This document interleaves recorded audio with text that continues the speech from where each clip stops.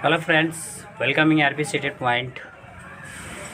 जैसा कि सब लोग जो भी अभ्यर्थी टीचिंग लाइन में जाना चाहते हैं, टीचिंग फील्ड में जाना चाहते हैं, जो टेट सीटेट बीटेट रीट इत्यादि की तैयारी कर रहे हैं, उनके लिए ये सीरीज़ में बनाने जा रहा हूँ जो ईवीएस शॉर्ट नोट्स के नाम से है। इसका एक पहला वीडियो जो है मैं अपलोड कर चुका वीडियो पे, उसका लिंक मैं डिस्क्रिप्शन में दे दूँगा।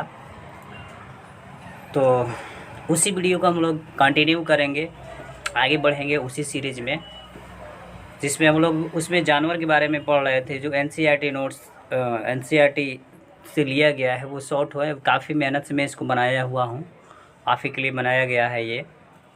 तो हम लोग उसी पे डील कर रहे थे, उसी पे चर्चा कर रहे थे। उसमें हम लोग इसके पहले पार्ट में जो पढ़ लिए थे, इसके पहले पार्ट में हम लोग एनिमल्स के घोंसले के बारे में पढ़े थे और पक्षियों के घोंसले के बारे में पढ़े थे। और इसमें हम लोग पशुओं के बारे में पढ़ेंगे। जानवर ही है, इसमें पशुओं के बारे में पढ़ेंगे कि पशु किस प्रकार के होते हैं, किस तरह से वर्क करते हैं। पशु के बारे में ही इसमें पढ़ना है। तो चलिए सिलेबस और पॉइंट को स्टार्ट करते हैं। डायरेक्ट सिलेबस पे आते हैं, पॉइंट पे आते हैं, क्या कि है क्या, ज़्यादा समय नहीं लेते हैं। और तो चलिए शुरू किया जाता है। पॉइंट वाइज है। अपने नोट्स बनाने के चाहे तो इसको नोट्स भी बना सकते हैं। नोट्स काफ़ी इंपॉर्टेंट रोल अदा करता है। आपके पास बना सकते हैं तो कॉपी कलम लेके बैठ जाइए और क्लास को शुरू किया जाता है। चलिए शुरू करते हैं। इसमें पहला टॉपिक जो है वो देखिए, जानवरों की विशेषता में पहला टॉपिक हम जो लिए हैं हाथियों की विशेषता से शुरू किए हैं। हाथी से शुरू किया गया है जो फर्स्ट है। देखिए इसमें लिखा हुआ है कि सबसे पहला पॉइंट ही है, इसमें लिखा है कि हाथी का जो झुंड होता है,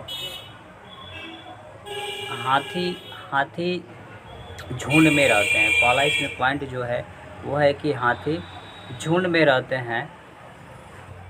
हाथी झुंड में रहते हैं और एक बड़ा हाथी एक दिन में 100 किलो से ज़्यादा पत्तियाँ खा लेता है। जी, इसमें दूसरा पॉइंट जो है लिखा हुआ है कि एक हाथी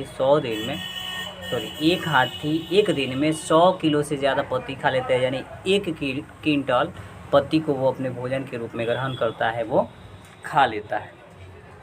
नेक्स्ट इसमें पॉइंट जो लिखा है, केवल 2 से 4 घंटे तक ही सोता है। हाथी जो होता है ना, 2 से 4 घंटे तक ही हाथी क्या होता है, सोता है। हाथी जो है 2 से 4 घंटे तक ही सोता है। इसमें देखिए लिखा हुआ है हाथी, सॉरी रुकिए 1 मिनट, गलत हो गया।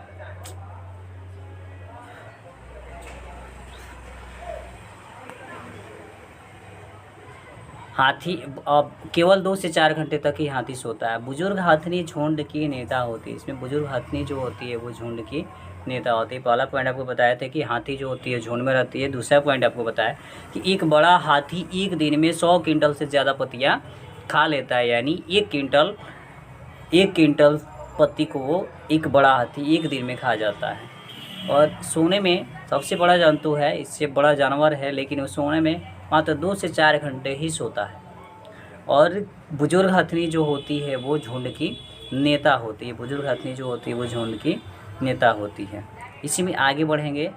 आगे इसमें हाथी के बारे में ये है कि हाथी जो होती है वो 10 से 12 हाथी बच्चे के एक झुंड में रहते हैं।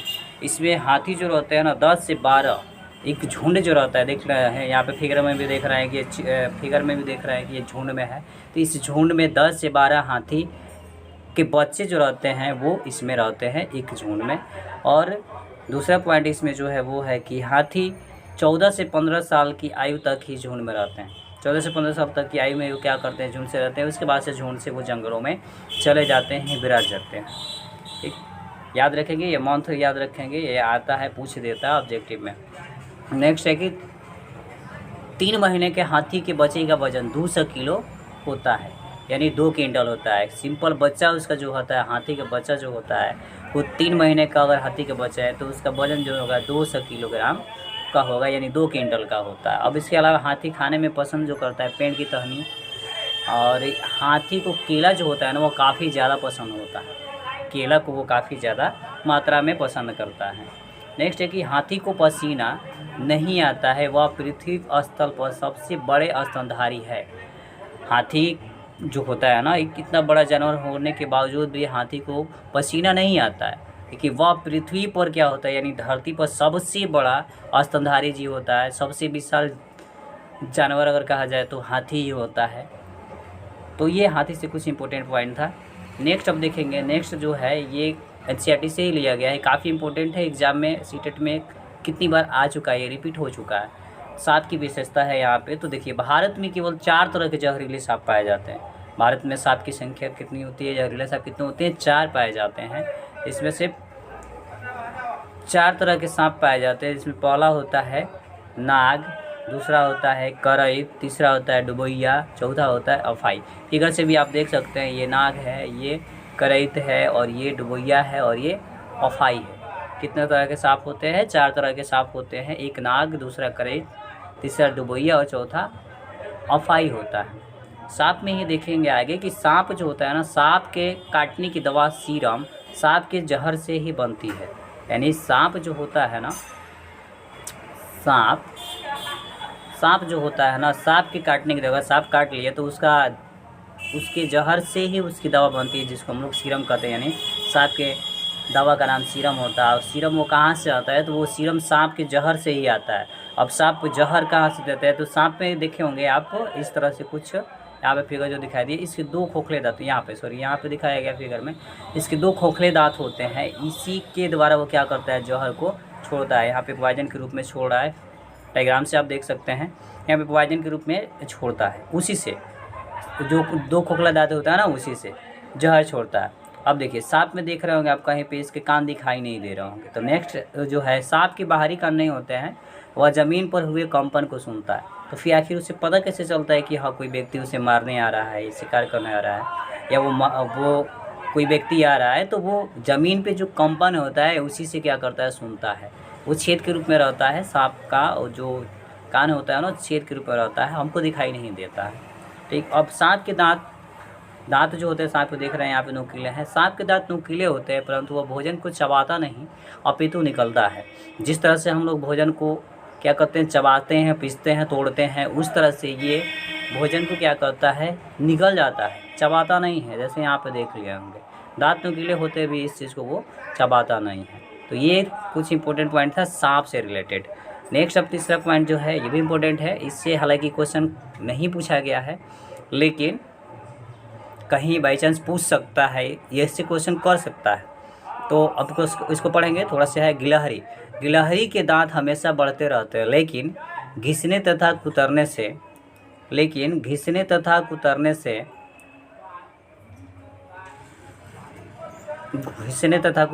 छोटे हो जाते हैं।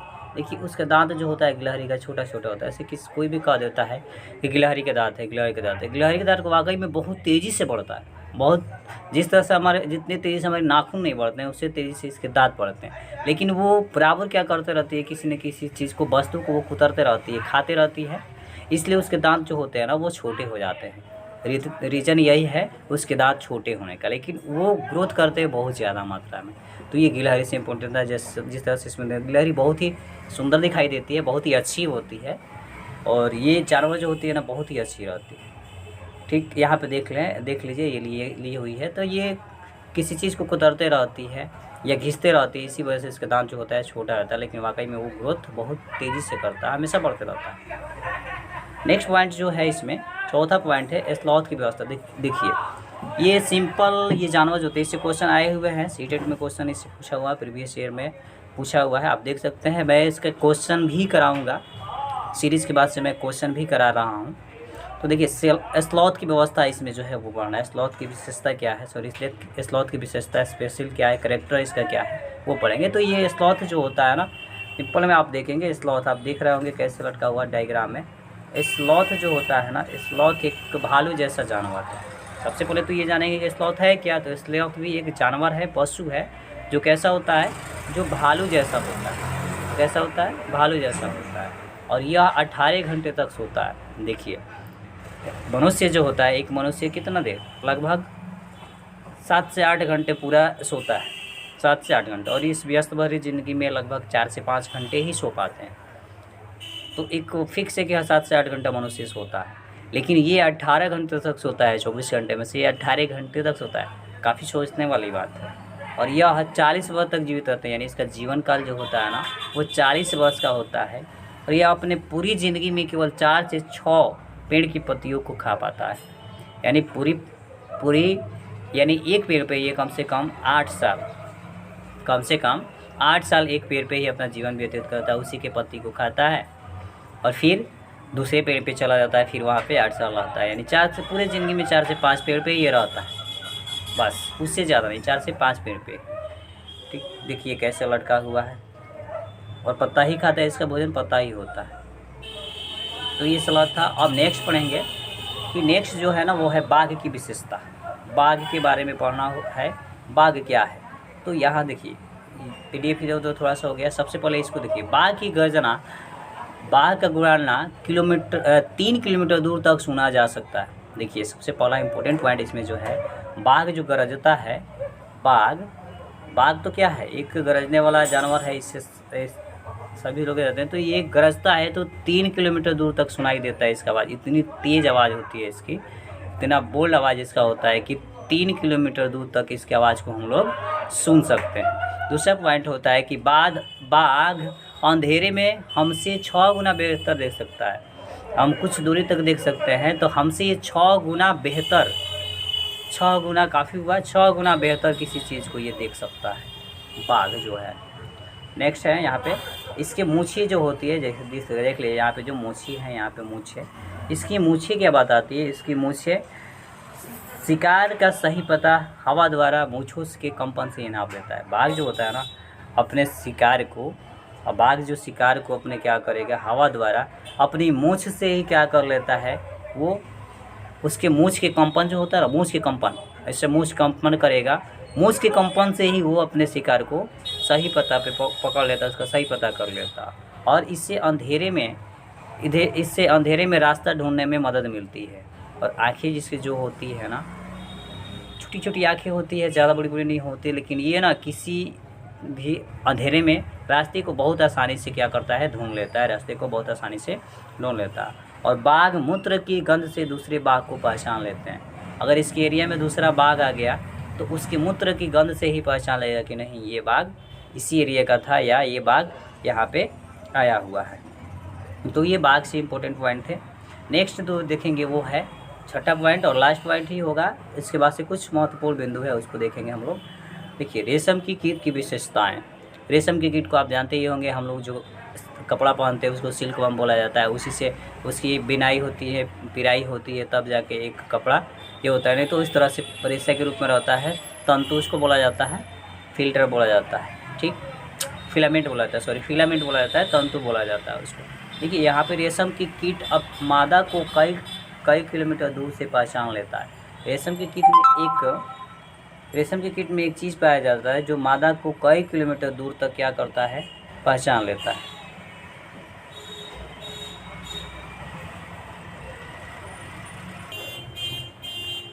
तो देखिए ये मादा जो होता है ना, रेशम की कीट अपनी मादा को कई किलोमीटर दूर से क्या करता है, ये पहचान लेता है। सिल्कवर्म जो होता है फीमेल वर्म को कई किलोमीटर दूर से पहचान लेता है। आप फिगर से यहाँ पे देख सकते हैं। नेक्स्ट में जो देखेंगे महत्वपूर्ण बिंदु कुछ है उसको देखेंगे हम लोग। कान सुनने में मदद करते हैं। पक्षी, छिपकली, मगरमच्छ के भी कान होते हैं लेकिन दिखाई नहीं पड़ते, इनके छेद जैसे कान होते हैं। देखिए सबसे इम्पोर्टेंट पॉइंट है, हम लोग के मनुष्य का कान दिखाई देता है, कुछ जानवर जो होते हैं उसके कान दिखाई देते हैं।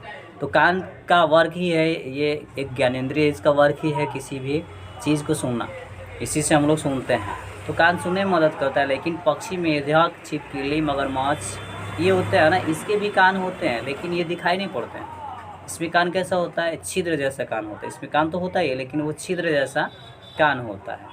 अब यहाँ पे एक नेक्स्ट पॉइंट और दिया हुआ है कि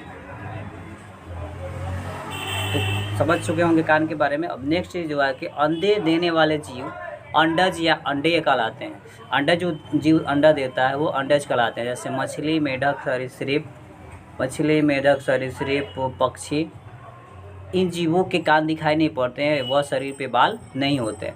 यहाँ पे एक आपका क्वेश्चन इंपॉर्टेंट है बनता है, या क्वेश्चन देता है कि वह कौन ऐसा, अच्छा, जो जीव अंडे देते हैं या जिसके शरीर पे बाल नहीं होते हैं और जिसके कान नहीं दिखाई देते हैं, वो जीव क्या करते हैं, वो जीव अंडे देते हैं। उस जीव को हम लोग अंडज कहते हैं। और इनके शरीर पे एक विशेषता और है कि कान नहीं दिखाई देगा और बाल भी नहीं होगा। तो इस जीव को हम लोग कहते हैं क्या, जैसे मछली होगी तो मछली पे बाल नहीं होता है, अब देखोगे बाल नहीं होता है, मछली पे क्या होता है, बाल नहीं होता है। तो ये अंडे देने वाले जीव कहलाते हैं, अंडज कहलाते हैं, जो बाल नहीं देते हैं। एग्जाम्पल याद रखेंगे, ठीक है। नेक्स्ट इसमें दिया है कि बच्चे देने वाले जीव, जरायु या युग्मनज, यहाँ पे गलत टाइप हुआ है, युग्मनज उसको कहा जाता है। बच्चे देने वाले जीव जो होते हैं उसको हम क्या कहते हैं, उसको हम लोग युग्मनज कहते हैं, युग्मनज। और इसके स्तनधारी, जैसे स्तनधारी, इनके कान दिखाई पड़ते हैं तथा शरीर पे बाल होते हैं। अभी बताएं कि जिसके शरीर पे बाल होगा और जिनके कान दिखाई देंगे वो बच्चे देंगे, और जिनके शरीर पे बाल नहीं होगा और कान दिखाई नहीं देंगे वो आपके अंडे देने वाले जीव कहलाएंगे, यानी अंडज कहलाएंगे। और इसको हम लोग युग्मनज कहेंगे। तो बच्चे देने वाले जीव जितने भी होते हैं, स्तनधारी, हम लोग स्तनधारी जितने भी जीव होते हैं उनके कान दिखाई पड़ते हैं, शरीर पे बाल भी होता है, उनकी सुरक्षा के लिए शरीर पे बाल होता है, तो वो बच्चे देते हैं। और जिनके शरीर पे बाल नहीं है और कान नहीं दिखाई पड़ता है वो अंडे देते हैं। ये इंपॉर्टेंट पॉइंट था। नेक्स्ट इसमें देखेंगे कि नेक्स्ट, गाय के आगे गाय के आगे का दांत छोटा, पीछे का बड़ा व चपटा होता है। अब गाय पे, यहाँ पे गाय से हालांकि क्वेश्चन दिया नहीं है ना, पूछता है, लेकिन फिर भी इम्पोर्टेंट है, जब पशु चल रहा है तो उसी में इम्पोर्टेंट है ये। तो गाय के आगे का दांत जो होता है ना वो छोटा होता है, लेकिन पीछे का बड़ा होता है और चपटा होता है, ठीक। बिल्ली के दांत नुकीले, मांस फाड़ने हेतु प्रयोग में होते हैं। अब बिल्ली के दांत देखे होंगे आपके, बिल्ली के दांत जो होते हैं वो नुकीले होते हैं। बिल्ली के दांत कैसे होते हैं, नुकीले होते हैं, लेकिन वो किस चीज़ के लिए उसका उपयोग करती है, मांस को फाड़ने के लिए उसका उपयोग करती है।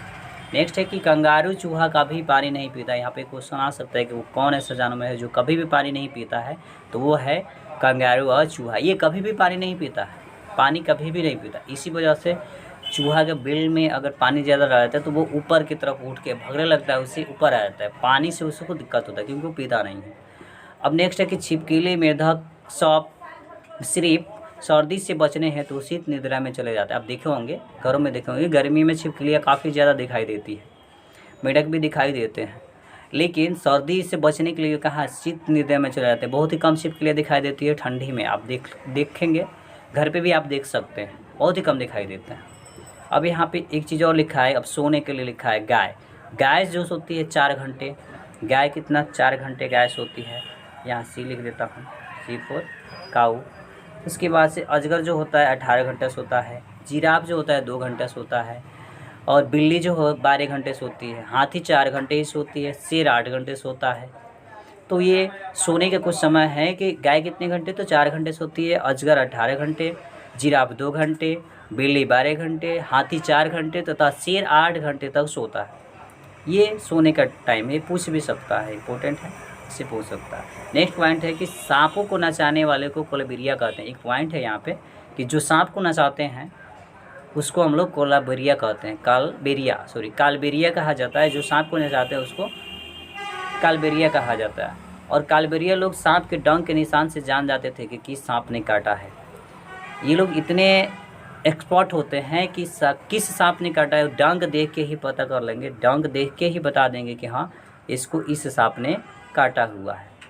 जैसे 4 तरह के जहरीले सांप थे, उसी में से ये पता कर लेंगे कि हाँ कौन सांप इसको का, डंक से ही पता कर लेंगे कि क्या मांग रहा है। एक चीज़ और बहुत ही इमेजिन चीज़ें हैं, बहुत ही इफेक्टिव चीज़ है कि कालबेरिया लोग बेटी की शादी में सांप को तोहफे के रूप में देते हैं।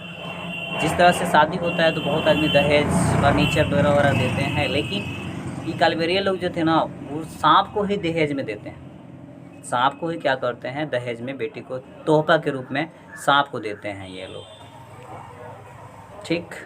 तो ये कुछ इम्पोर्टेंट पॉइंट था और ईवीएस नोट सा जो आपके लिए काफ़ी हेल्पफुल रहेगा। सीटेट की तैयारी अगर कर रहे हैं या बीटेट की या रीट की तैयारी कर रहे हैं तो ईवीएस पर्सन से आपका काफ़ी इंपॉर्टेंट रहेगा। और इसकी मैं सीरीज चला रहा हूँ। आई होप, मुझे लगता है कि ये वीडियो आपको अच्छा लगा और जो भी चीज़ें बताए हैं वो समझ में आया हुआ होगा। तो ज़्यादा कुछ कहेंगे नहीं। लास्ट में ये आप कर सकते हैं, लाइक सब्सक्राइब शेयर मर्जी आपकी है। आपको अगर वीडियो अच्छा लगा, हेल्पफुल रहा आपके लिए, तो वीडियो को आप लाइक करें, कमेंट करें, शेयर करें और चैनल को सब्सक्राइब भी कर दें। ज़्यादा से ज़्यादा शेयर करें ताकि जो भी सीटेट की तैयारी कर रहे हैं या रीट की तैयारी कर रहे हैं, कम से कम उन्हें हेल्प मिले। ठीक, मिलेंगे नेक्स्ट वीडियो में इसी तरह से। बाय बाय, जय हिंद।